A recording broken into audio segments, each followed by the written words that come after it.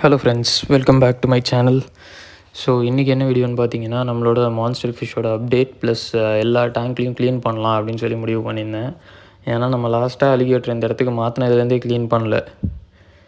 பார்த்தீங்கன்னா உங்களுக்கே தெரியும், ரொம்ப மட்டமாக இருக்குது. ஃபுல் பிளாக் தான். கீழே பார்த்தீங்கனாலே உங்களுக்கு தெரியுது. பார்த்தீங்களா, இந்த சைடும் சரி அந்த சைடும் சரி ரொம்ப அழுக்கு படிஞ்சு போய் கிடந்தது. அதே மாதிரி நான் வந்து மோட்ரு யூஸ் பண்ணவே இல்லை. இந்த இடத்துக்கு மாற்றினதுலேருந்தே அலிகேட்டருக்கு அந்த ஏர் பம்பு கூட போடுறதில்ல. யாரோ கமெண்ட்டில் ஒரு வாட்டி கேட்டிருந்தீங்க, ஏர் பம்பு தேவையான்ட்டு. நம்ம டெஸ்ட்டும் பண்ணி பார்த்துட்டோம், தேவையில்லை அலிகேட்டருக்கு. ஸோ கேட்டு பாவம், அவரோட இடத்த வந்து பாதி செப்பரேஷன் போட்டு இந்த கோல்டு ஃபிஷ்ஷுக்கு வச்சுருக்கோம். அதனால் அவர் கொஞ்சம் சோகமாக தான் இருக்காப்புல. நம்ம வந்து ஃபஸ்ட்டு இந்த அலிகேட்டர் டேங்க்லேருந்து ஆரம்பிப்போம்னு சொல்லிட்டு எப்பவும் போல் டியூப்பை கனெக்ட் பண்ணிட்டு டேப்பை திறந்து விட்டேன்.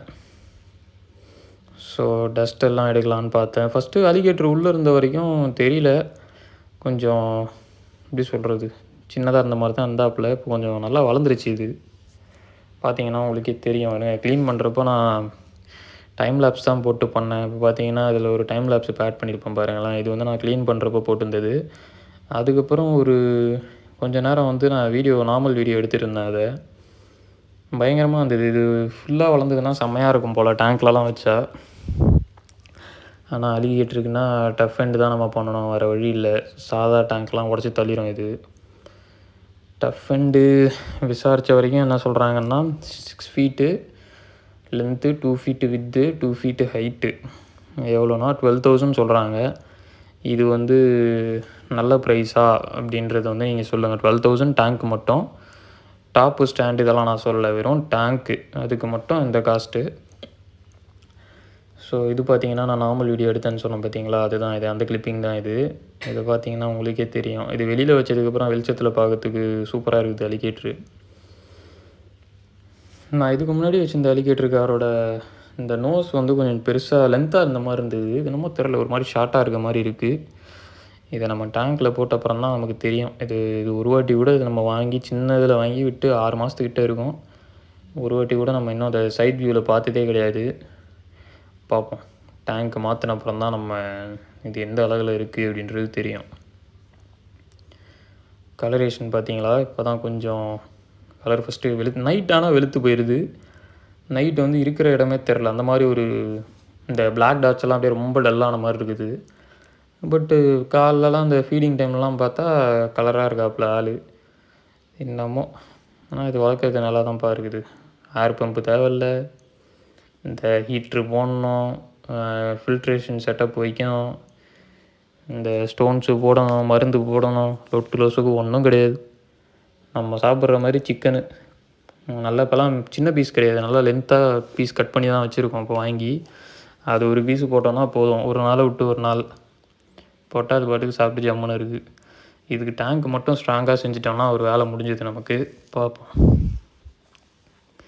ஏர் பம்ப் இல்லாமல் தான் இருக்குது, ஒன்றும் பிரச்சனை இல்லை, நல்லா தான் இருக்குது. ஸோ ஒரு வழியாக காருக்கு வந்து நல்லா தண்ணி எல்லாத்தையும் எடுத்துகிட்டு திரும்ப ரீப்ளேஸும் பண்ணிட்டேன்.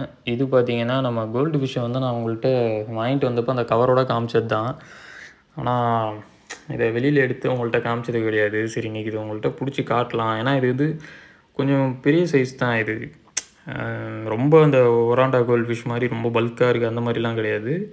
பட் ஆனால் நார்மல் கோல்டு ஃபிஷ்ஷே கொஞ்சம் நல்லா சைஸான கோல்டு ஃபிஷ் தான் இது. இதையுமே டேங்க்கில் வைக்கலாம் தான் ஆசைப்பட்டேன். ஆஸ்கர் டேங்க்கில் வந்து இதை போட்டுட்டு ஆஸ்கரை தூக்கி இதில் போடலாமான்னு. சரி, ஆஸ்கர் வந்து நம்ம ஒரு ஆஸ்கர் செத்ததுக்கப்புறம் இது சிக்காக இருந்ததுன்னு சொன்னால் பார்த்தீங்களா, இதுவுமே ஒரு மாதிரி ஆகிடுச்சி, சோகமாக டல்லாகிடுச்சி, சாப்பிடவும் இல்லை. அப்புறம் என்ன பண்ணேன், தண்ணி மட்டும்தான் மாற்றினதுக்கே ஆள் ரெடி ஆகிட்டாருங்க. பார்த்தீங்களா கோல்டை, இந்த நெட்டு சைஸுக்கு இருக்குது. இது ஆக்சுவலாக வீடியோவில் பார்க்கறதுக்கு எப்படி இருக்குன்னு தெரியல உங்களுக்கு. நல்லா வெயிட்டாக பல்காக இருக்காப்புல இவர். இன்னொருத்தையும் உங்களுக்கு பிடிச்சி காட்டுறேன் பாருங்களேன். இந்த பாருங்கள், இது அடுத்த பல்க்கு.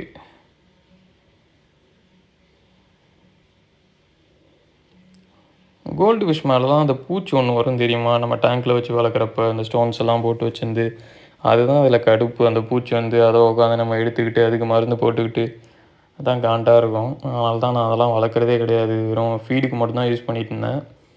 ஆனால் இதுங்கெல்லாம் ஃபீடாக போட முடியாது, ஏன்னா இது ரொம்ப பெருசு. அரோனாக்கெல்லாம் கண்டிப்பாக அதெல்லாம் சாப்பிட முடியாது. ஸோ இது வந்து நம்மக்கிட்ட கடக்கிற காலம் வரைக்கும் இருக்கட்டும்னு சொல்லி அந்த இதில் போட்டு வச்சுருக்கேன். பார்ப்போம்.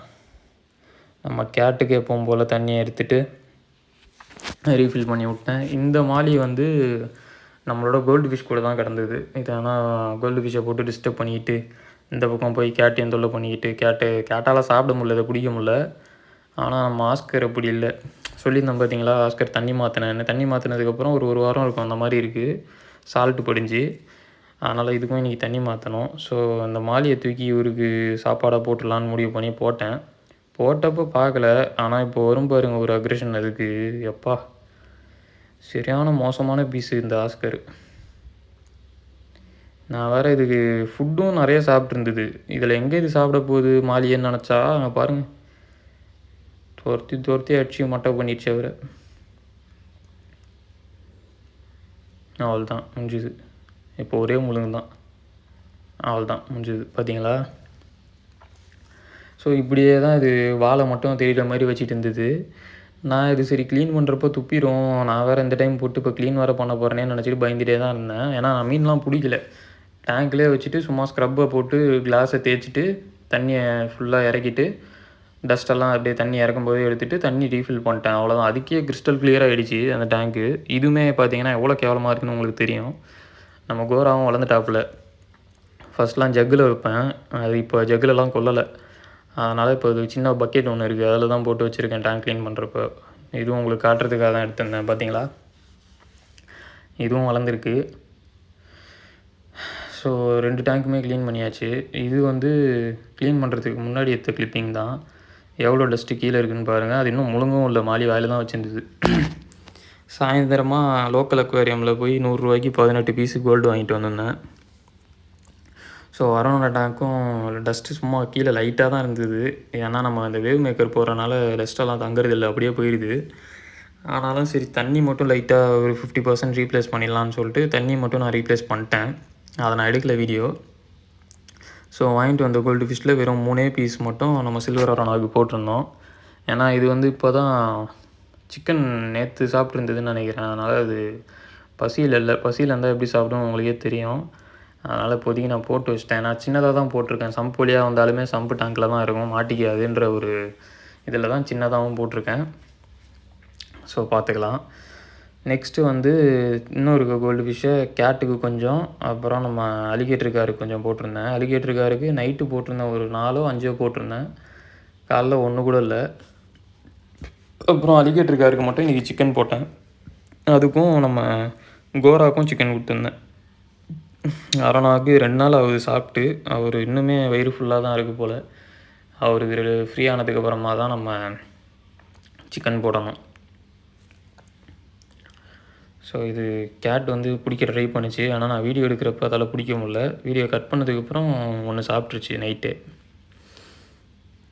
இது வந்து நம்ம காரோட டேங்கில் நைட் நான் போட்ட கிளிப்பிங்கு.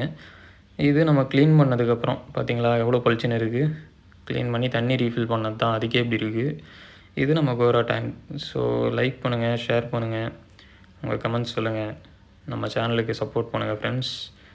நம்ம வந்து நெக்ஸ்ட் வீடியோவை பார்ப்போம். அதே மாதிரி அந்த டேங்க்கோட பட்ஜெட் வந்து கரெக்டான ரேட்டான்றது யாரும் டேங்க் பற்றி ஐடியா இருந்தால் சொல்லுங்கள்.